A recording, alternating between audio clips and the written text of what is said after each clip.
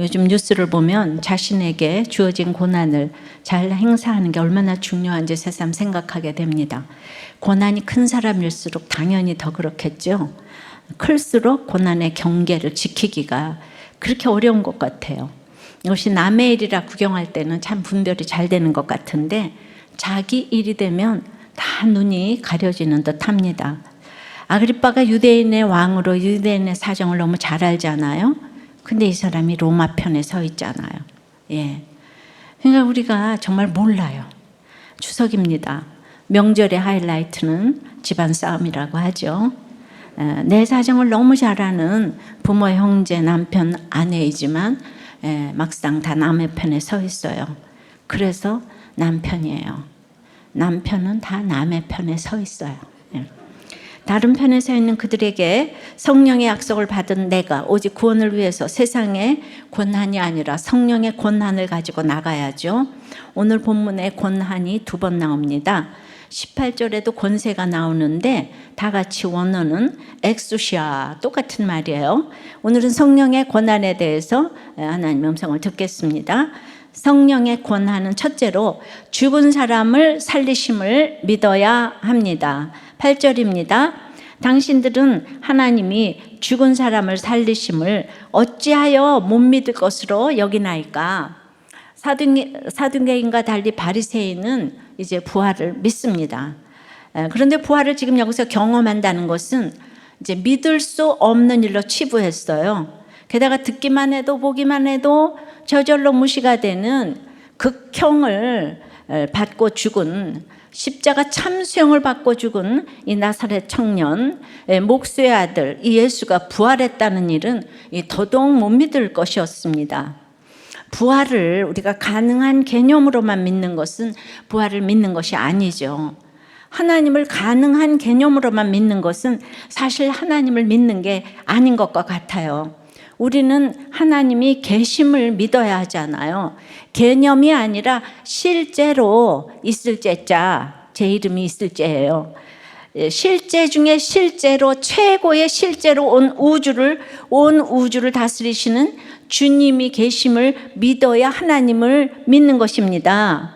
예를 들어 볼게요. 세상에서 가장 좋은 부모라는 개념을 머릿속으로는 생각할 수 있어요. 그러나 그 개념은 나를 낳고 기르신 내 부모가 아닌 거예요. 사실 부족하지만 내 앞에 계셨던 또는 지금 계신 내 부모님이 나를 존재하게 한, 나아가 나를 예수 믿게 한 진짜 부모라고요. 그러니까 나를 버렸어도 이제 우리들 교회 와서 그 엄마를 용서했다 그러잖아요.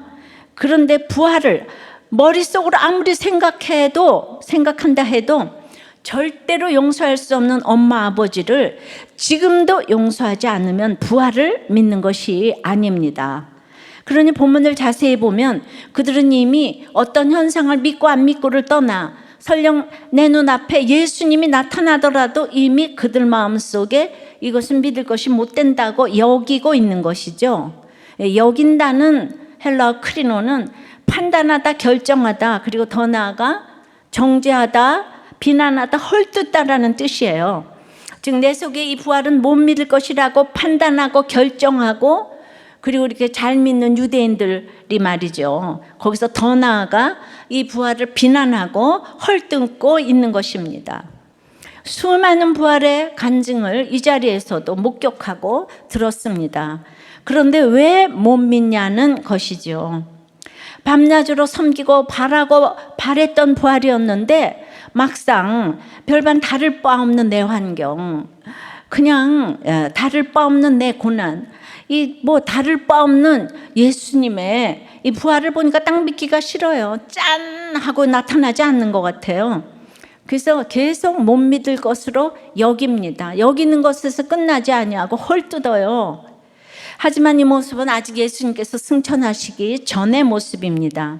성령의 약속으로 이 땅에 다시 오실 예수님은 온 세상을 발 아래 두며 해처럼 빛나고 모든 달과 별을 몸에 두르고 온 세상의 세력들을 멸하실 모습으로 반드시 오십니다.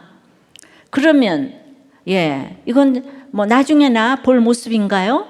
이 모습은 우리가 기복에서 팔복의 가치관으로 바뀌어질 때 이것이 이 땅에서도 중력에서 무중력으로 나가는 것처럼 이 땅에서도 맛보게 하시는 부활의 모습이에요. 이 중력에서 그 연필 하나를, 뾰족한 연필 하나를 여러분들이 세울 수 없어요. 절대로 세울 수 없어요. 근데 무중력으로 나가게 되면 그게 쓰게 되는 거예요. 우리가 이 다리 재활을 할 때 그거를 이제 재활 치료 병원에 가면은 이제 이렇게 들어가서 무중력 상태에서 발을 놓으면은 움직일 수가 있는 거예요. 그 몇 분 하고 굉장히 이제 많은 돈을 치르고 오잖아요. 그러니까 이제 우리가 그 수영하라 그러잖아요. 거기에 중력이 없으니까. 그러니까 그렇게 쉽게 죽어가는 다리가 그 속에 무중력 상태에 들어가면 움직일 수가 있는 거예요. 자, 우리가 기복과 팔복의 가치관도 도저히 내가 할 수 없는데 이렇게 이제 둥둥 떠다니게 되는 거예요. 우리 남편이 가기 전까지 남편이 하나도 안 바뀌었어요. 남편이 갑자기 변해서 저를 막 사랑해주고 피아노 치게 하고 외출하게 하고 그런 모습 하나도 없었죠.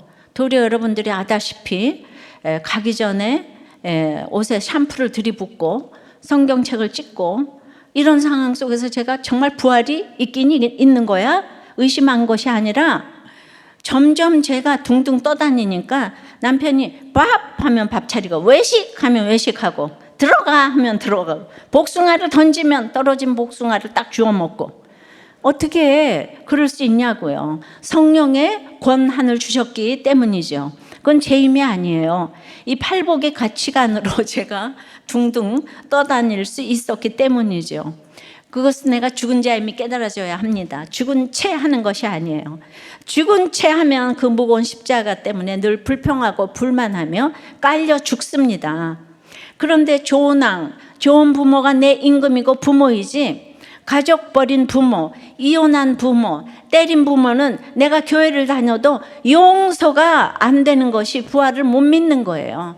나는 매돌 며칠 몇 시에 그 부모의 모습을 용서할 수 없어. 그때 나를 안 데리러 온 그 부모를 용서할 수가 없어. 뭐 이러면서 내가 죽으면 십자가가 아무리 무거워도 느껴지지 않잖아요. 죽을 뻔한 자, 죽을 자가 아니라 나 같은 죄인, 나 같은 죽은 자도 살리셨으니까 하나님께서 저 사람도 살리실 거야. 이것이 마음속으로 깨달아져야 성령의 권한이 주어지는 비결이 될 줄을 믿습니다. 그러니까 결코 부활과 상관없으리라고 여겨졌던 제 남편에게도 이 죽은 자의 부활이 임한 것이죠. 근데 어떤 설명을 해도 부활은 본질적으로 하나님의 권능에 속한 사건이에요. 그러나 이 부활을 맛본 사람들은 내가 둥둥 떠다니니까 너무 안타깝게 막 애쓰는 사람을 보고 설명해주고 싶지 않아요. 듣던지 안 듣던지 우리는 잠시 후에 내 고향으로 가야 되니까 가기 전에 어떤 욕을 먹든지 설명을 하고 싶은 거예요. 하다가 가야 되는 거예요. 내가 밤낮으로 예수를 섬겼는데 이미 내 속에 부활이 이루어졌어요. 근데 아직 남은 부활이 있잖아요. 이것을 성령의 약속으로 받았어요. 그러니까 내가 하루아침에 행함이 완전해지지 않아요. 그런 권한은 주지 않으셨어요. 지옥 같은 내 환경, 변하지 않는 내 환경, 믿어도 부활은 눈꼽만큼도 볼 수 없는 내 가족들이 있지요. 여전히 외도하고 술 먹고 행패를 부리고 정신이 이상하고 나를 괴롭히는 내 옆에 식구를 바라보면서 우리는 오늘 아그리빠 왕 옆에 서 있는 유대인들처럼 부활을 못 믿을 것으로 여기며 나를 영화롭게 해줄 새로운 부활을 찾아다니며 새로운 남편, 새로운 직업, 새로운 그냥 중독을 찾아다니면서 그래서 다 합리화시키면서 산으로 둘러가죠. 그리고 내 가정엔, 저 사람 속엔, 그리고 무엇보다 내 속에 더 이상, 이곳에 더 이상 부활이 없다고 이제 여기지 마시기 바래요. 이번 추석 때 저 집 구성탱이는 절대 안 변해. 먼저 판단하며 헐뜯고 마음속에 못 믿을 것으로 여기지 마시고 성령의 고난이 임해서 사명을 감당하시기를 바랍니다. 적용해 보세요. 부활이 개념으로 믿어집니까? 실제로 믿어집니까? 저 사람은, 저 가정은, 특별히 나는 절대 변하지 않아 하면서 여전히 술을 마시고 여전히 여자를 만나면서 못 믿을 것으로 여기는 것은 무엇입니까? 성령의 고난은 죽은 자를 살리심을 믿어야 되고, 두 번째는 이럴 때 다들 바울이 어찌 못 믿을 것으로 여기시나이까, 지금 굉장히 뭔가 아주 도발적인 질문을 한 것 같잖아요, 유대인들에게. 그게 아니죠. 성령의 고난은 두 번째, 나도 그랬다의 고백이 있어야 합니다. 나도 너하고 똑같았다, 나도 그랬다의 고백이 있어야 돼요. 9절부터 읽습니다. 나도 나사렛 예수 이름을 대적하여 많은 일을 행하여야 될 줄 스스로 생각하고 예루살렘에서 이런 일을 행하여 대제사장들에게서 권한을 받아가지고 많은 성도를 옥에 가두어 또 죽일 때에 내가 찬성 투표를 하였고, 또 모든 회당에서 여러 번 형벌하여 강제로 모독하는 말을 하게 하고 그들에 대하여 심히 격분하여 외국 성에까지 가서 박해하였고, 그 일로 대제사장들의 권한과 위임을 받고 다메섹으로 갔나이다. 자, 우리는 바울의 간증을 3번 들어요. 9장은 제3자가 쓴, 누가가 쓴 거고요. 22장, 26장은 바울이 직접 간증 설교한 것이에요. 자세히 보면 모든 간증이 청중에 따라 조금씩 다르지만 3번이나 한 인생의 스토리가 이 성경의 1.1에게 중요한데 이렇게 기록이 됐어요. 대단한 복음을 전한 기록보다 이런 바울의 간증이 훨씬 더 자세히 기록되어 있고 반복되어 있음을 우리는 알아야 합니다. 내 수치와 죄와 연약함을 간증하는 것이 성령의 고난이 주어지는 비결입니다. 그러니까 내 간증, 바울의 간증, 여러분들이 성령이 임하지 않으면 왜 그 쓸데없는 얘기를 자꾸 해요? 저보고도 목사님 간증 똑같은 거 왜 맨날 똑같이 해요? 이래요. 성경이 이렇게 나와 있잖아요. 자기 죄에 대한 솔직한 고백은 고백하는 그 사람의 영혼을 소생케 하는 힘이 있기 때문이에요. 그런데 때마다 성령이 다르게 역사하세요. 30년을 간증해도 때마다 다르게 역사하세요. 그래서 9절에 이렇게 시작하는 거죠. 나도 너희와 똑같이 예수님을 대적하던 사람이었다. 그리고 10절에도 번역은 안 되었지만 나도 똑같았다 그러면서 내가 이렇게 시작해요. 내가 하나님을 믿는다고 밤낮으로 열심히 했던 일이 뭔지 아세요?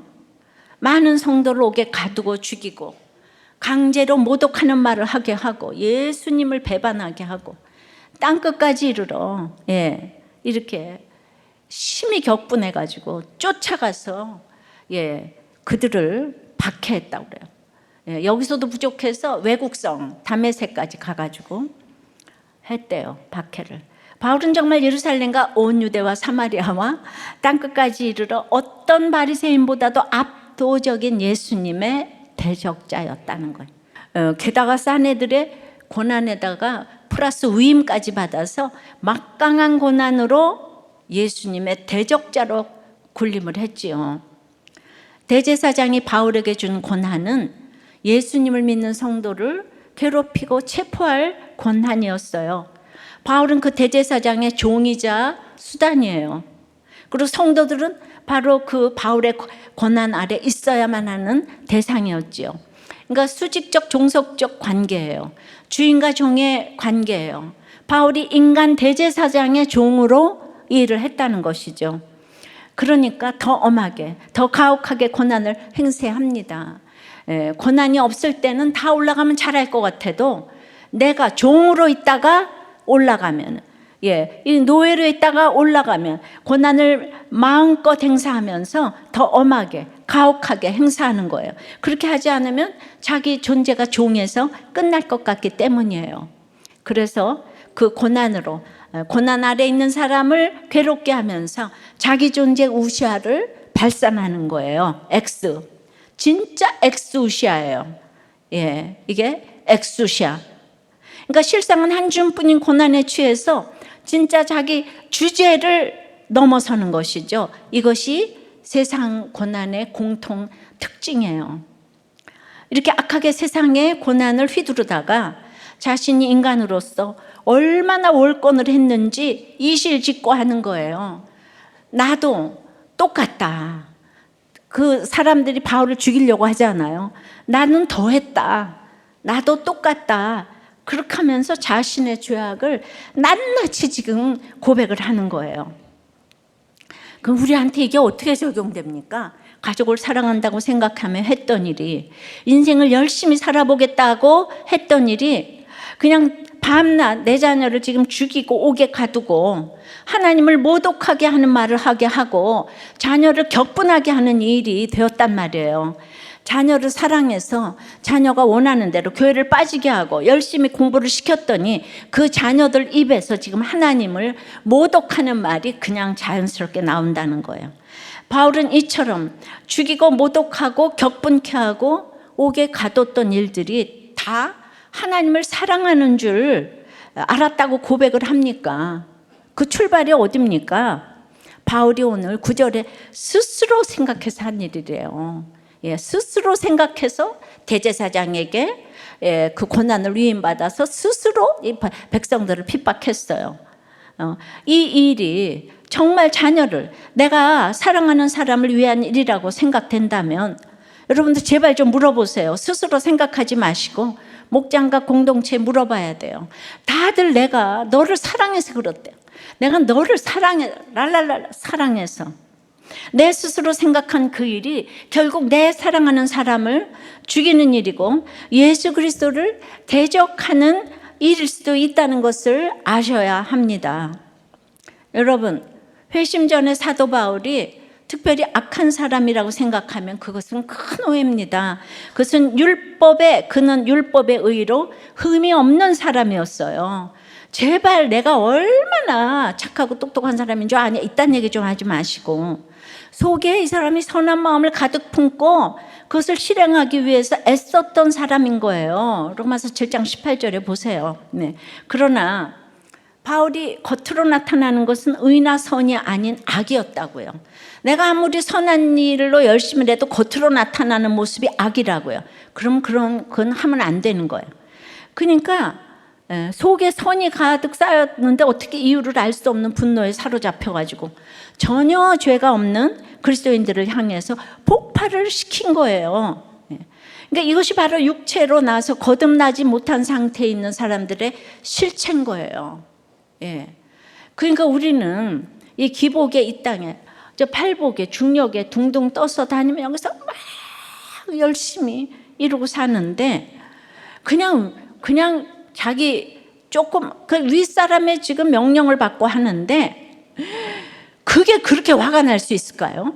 그냥 분해가지고 대제사장 편을 들라고 너무 분해가지고 막 별소리를 다 하잖아요.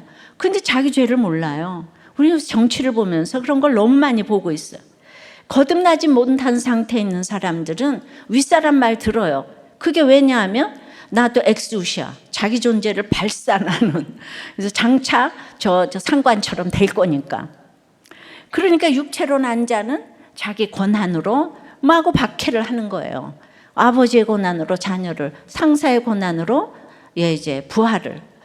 그냥 모두 그 권한을 얻으려고 하는 건 다 박해를 하려고.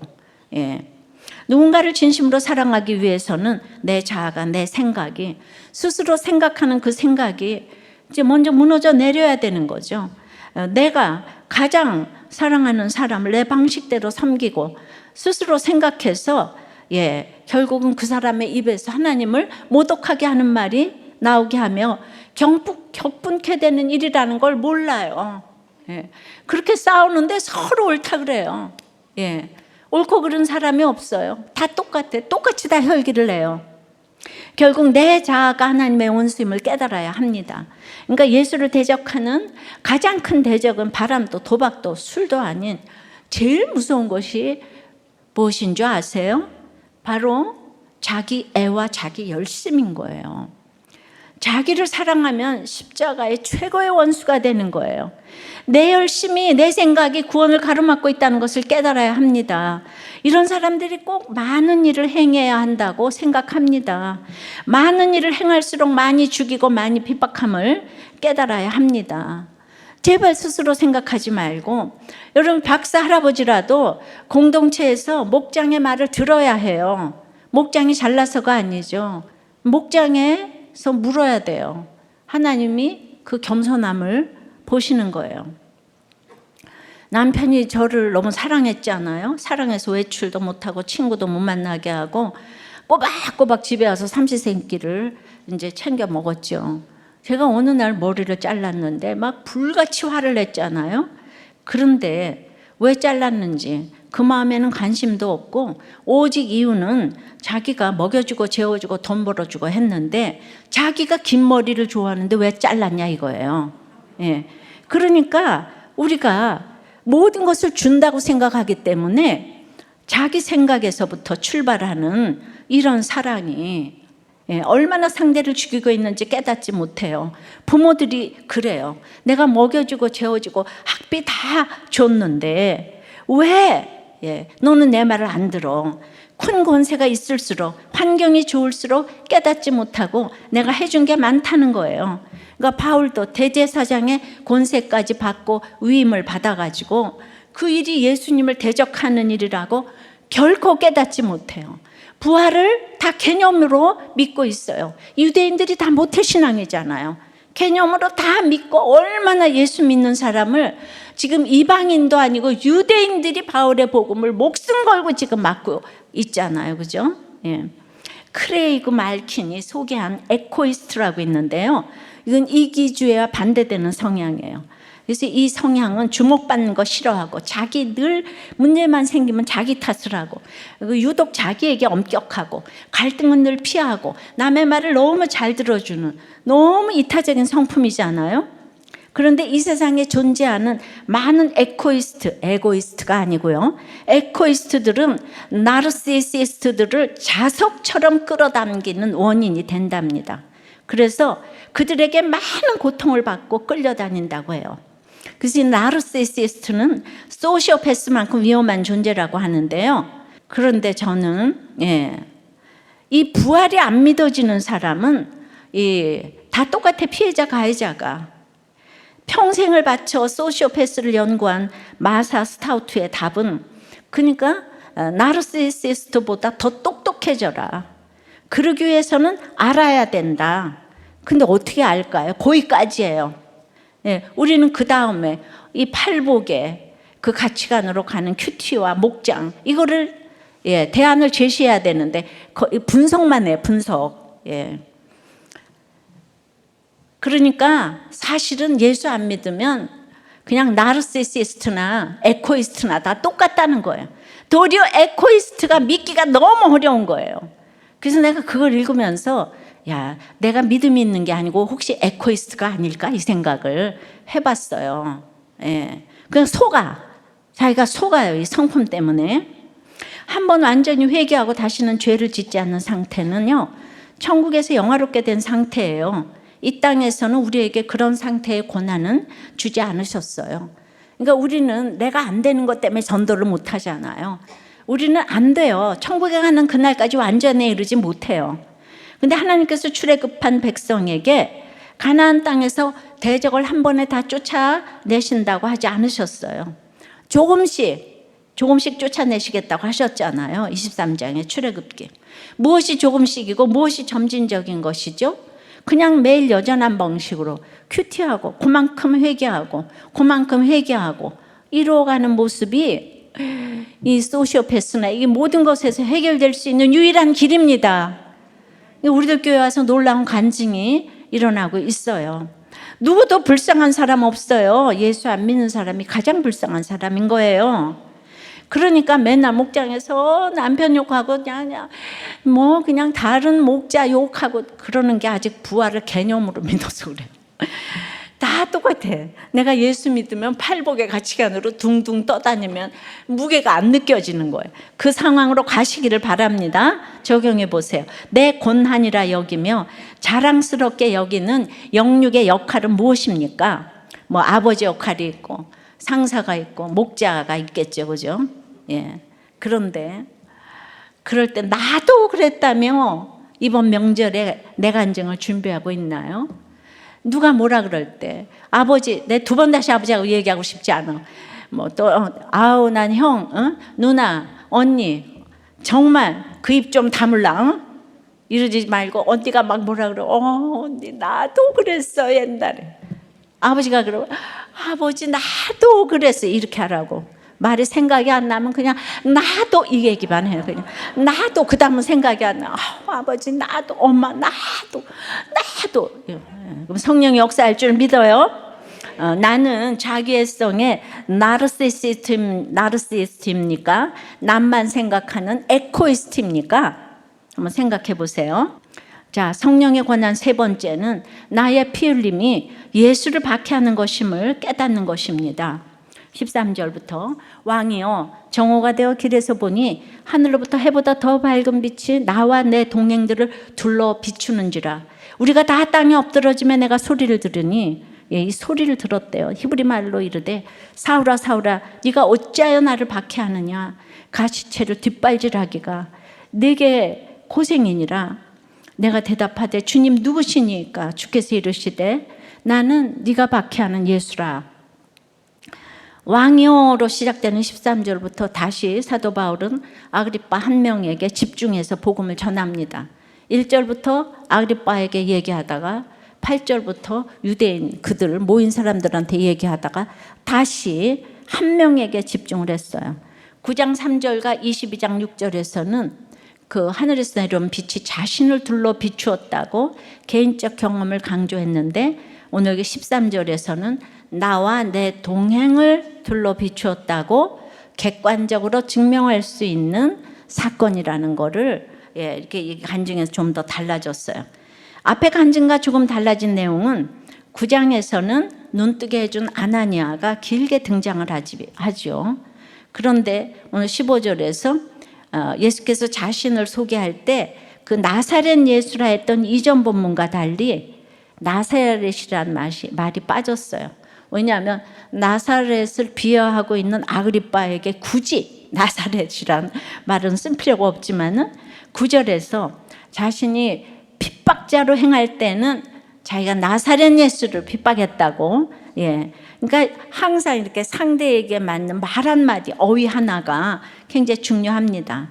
자, 이때 사망의 이제 오정쯤이에요. 때는 정오입니다.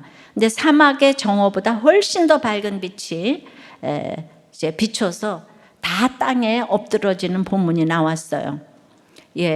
그런데 그 빛보다 더한 눈을 뜰 수 없는 그 대단한 빛으로 찾아오셨어요. 그 빛이 얼마나 놀랐는지 그냥 모두가 땅에 엎드러지는 사건으로 찾아오신 거죠. 내가 그 정오의 빛에서도 눈 시력을 상하는데 이렇게 지금 핍박을 하고 있으니까 이제 출애굽기에서도 뇌상과 번개와 나팔로 찾아오셨다 그러죠. 우리는 주님을 보면 다 엎드러져요. 왜 엎드러져야 하는지를 설명을 해 주시죠. 이런 상황은 제 그 9장과 22장의 성령의 회심과 성령의 말함의 이전 설교를 좀 참고하세요. 오늘은 그것까지 할 시간이 없는 게 다른 그 본문에 나오지 않았던 새로운 표현이 나왔기 때문에 이건 히브리 말로 사울아 사울아 네가 어찌하여 나를 핍박하느냐. 14절 후반절에 가시체를 뒷발질하기가 내게 고생이다. 이 표현이 나와서 이걸 좀 보겠습니다. 이 말을 연결해서 생각해 볼 수가 있는데요. 사울아 사울아는 누구도 알아들을 수 없지만 바울이 너무나도 익숙한 어릴 때부터 이 사용했던 바울의 모국어죠. 학식을 갖춰 배웠던 헬라어 라틴어가 아니라 체명, 학력, 신분, 위치 모든 것이 하나도 없는 아기 시절 바울이더라도 알아들을 수 있는 모국어로 이제 사울아 사울아. 이게 뭘 의미하죠? 예수님의 관심사는 바울이 핍박하는 그리스도인들 이전에 그냥 더욱 예수님이 관심을 가지는 대상은 오직 바울 또 한 사람이다.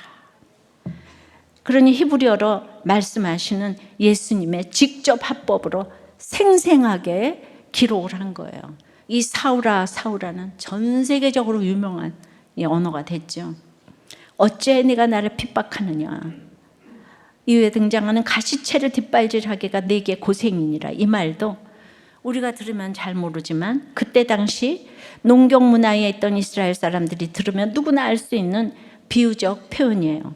이 뜻은 이 당시 가시채를 차서 심하게 상처 입은 소에서 유래했는데요. 이제 소가 말을 듣지 않을 때 뒤에서 뾰족한 쇠나 이 가시가 달린 막대기로 찌르는데, 소가 반항해서 뒷발질을 할수록 그 소가 점점 더 심하게 찔리게 되어서 상하게 되고 고통을 당하게 된다는 뜻입니다. 즉, 바울아, 네가 바로 이 소야. 네가 교회를 핍박하고 그리스도인들을 핍박하는 것 같은데 사실은 네가 너 스스로를 지금 찌르고 피를 흘리고 있는 거야. 왜 나를 박해하니? 이 말씀을 이전 본문에서는 나를 믿는 사람들과 교회를 핍박하는 것이 결국 나를 핍박하는 것이다로 이해할 수도 있지만, 오늘 본문에서는 바울아, 나의 관심사는 너다. 예, 바울로 한 사람이야. 그러니까 바울이 전도자가 되든 안 되든 무엇을 하든 안 하든 그것이 아니라, 네가 남을 핍박하는 것 같지만 스스로 핍박하며 피 흘리는 바울 자체에 주님은 관심을 가지시고 계시는 거예요. 이걸 세 번째 간증해서 바울이 1, 2, 3차 전도여행을 다 가지고 핍박을 받으면서 이거를 간증해서 자기 자신을 더 직면을 했어요. 예. 가시채를 뒷발질하면서 스스로 피 흘리는 인생, 열심히 살아간다고 하지만 스스로를 찌르고 피 흘리고, 이것이 그 결국 나를 박해하는 것이다. 너의 피 흘림이 나의 피 흘림이야. 네가 그토록 열심히 뒷발질하면서 가시에 찔려 고통스러워하는 것이 바로 나를 핍박하고 박해하는 것이야. 바울아, 네가 어찌 나를 그렇게 박해하냐? 이 가시채로 뒷발질 하기가 내게 고생이야. 바울, 너의 아픔이 나의 아픔이다. 즉, 바울이 그냥 이렇게 절절히 바울의 아픔이 예수님의 아픔이라고.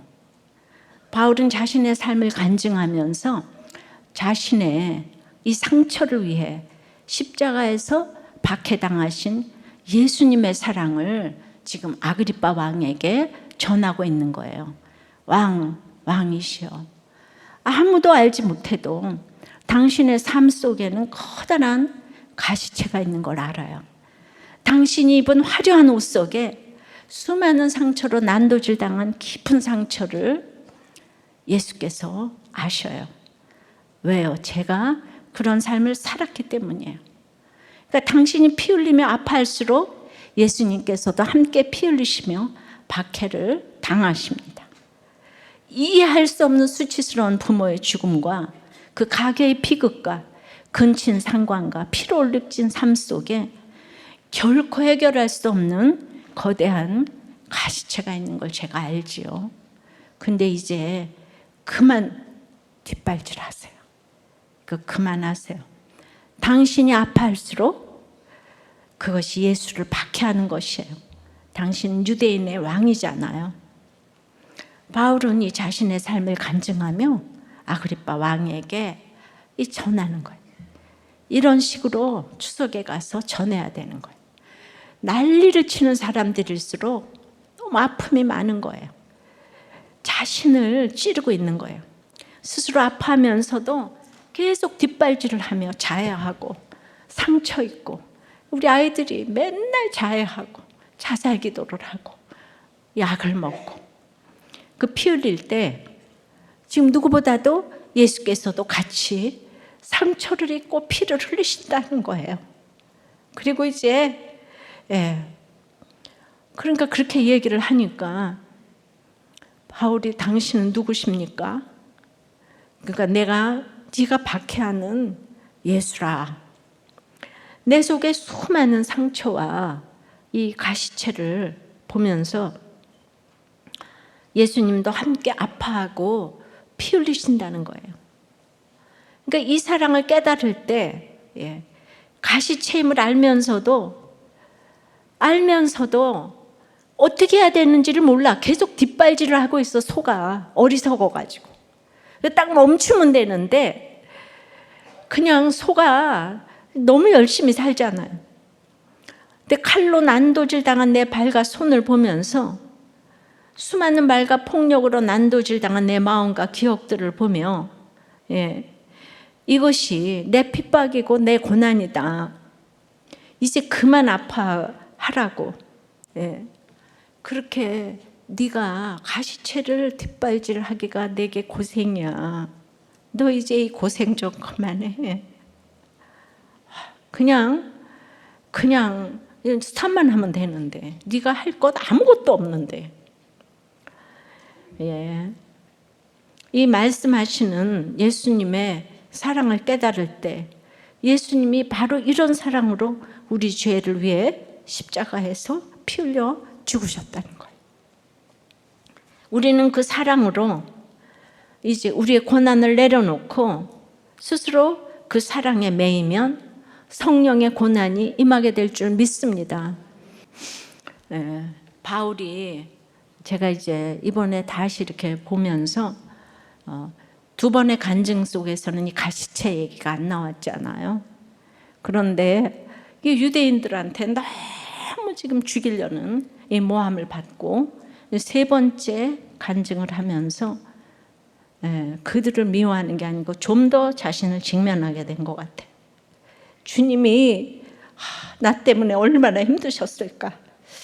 자신을 생각하면 유대인들의 그 죽이겠다는 박해는 당연히 받아야 된다는 생각이 이제 들었으리라고 생각해요. 가시채를 뒷발질하는 소처럼 그 유대인들이 지금 그렇게 뒷발질하는 걸 보면서 그냥 바울은 지금 피눈물이 흐르는 거예요. 자기는 지금 둥둥 떠다니는데, 조금 있으면 이제 천국으로 가야 하는데 너무너무 지금 다들 핍박을 하는 거잖아. 자기 모습을 보면서 유대인들의 삶 속에 이런 커다란 가시채가 있는 것을 그들이 지금 모르잖아요. 모르니까 눈물이 나는 거예요.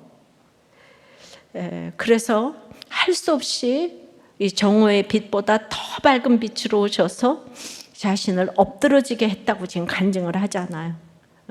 할 수 없이 내가 너무 말을 안 들으니까, 내가 가시채를 뒷발질하고 있으니까 주님은 내 눈을 멀게 할 수밖에 없었다. 이것이 나의 간증이에요. 성경이 끊임없이 성도들에게 순종할 것을 권면하는 것은요, 교회를 위해서가 아니에요. 목회자를 위해서도 아니에요. 더더욱 예수님을 위해서도 아니에요. 바로 여러분 자신을 위해서인 거예요. 가시채를 그만 뒷발질하라고. 그렇게 찌르고 있냐고. 나를 괴롭혔잖아. 나는 그거 용서 못해. 몇 월 며칠 몇 시에 나는 그 용서 못해. 사과받아야 돼. 이런 걸로 평생을 가시채를 뒷발질하고 있잖아요.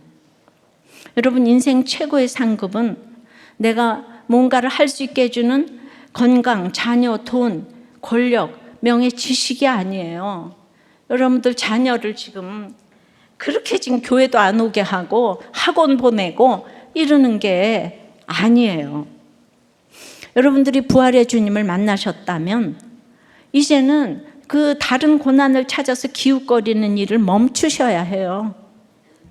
주님이 최고의 상급이심을 고백하면서 정말 주님이 주시는 성령의 고난을 누리시기를 바랍니다. 그 내가 누려야지 보일 수 있겠죠, 그죠? 근데 바울도 이 정도나 돼야 가시채 뒷발질 이 얘기가 나오는 걸 보면, 그러니까 우리는 기도할 수밖에 없는 거죠. 성령의 약속을 기다리면서 적용해 보세요. 주님은 내게 가장 밝은 빛이십니까? 우리는 더 밝게 여기는 빛이 아직도 있습니까? 이 땅에서 주님보다 더 밝게 여겨지는 빛이 있습니까?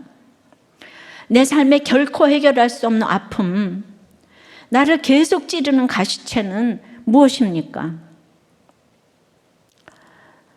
내가 스스로 정죄하며 비난하고 자해하는 것이 예수를 박해하는 것임을 아십니까? 이제 그 가시채로 인해 내 삶을 돌이켜야 할 부분은 무엇입니까? 말씀 맺어요. 성령의 고난은 죽은 사람을 살리심을 믿어야 해요. 부활이 개념이 아니고 실제로 믿어져야 해요. 여러분들 용서하지 못하는 사람이 있으면 부활이 안 믿어지는 거예요. 예, 근데 안 믿어지는 사람 앞에서 어찌 못 믿느냐가 아니고 나도 그랬다의 고백이 있어야 합니다. 그런데 나의 그 정말 가시채를 뒷발질하는 그런 피 흘림이 예수를 박해하는 것임을 깨달아야 합니다. 내가 예수를 못 받아갔다고, 내가 예수를 부인했다고 기도할게요.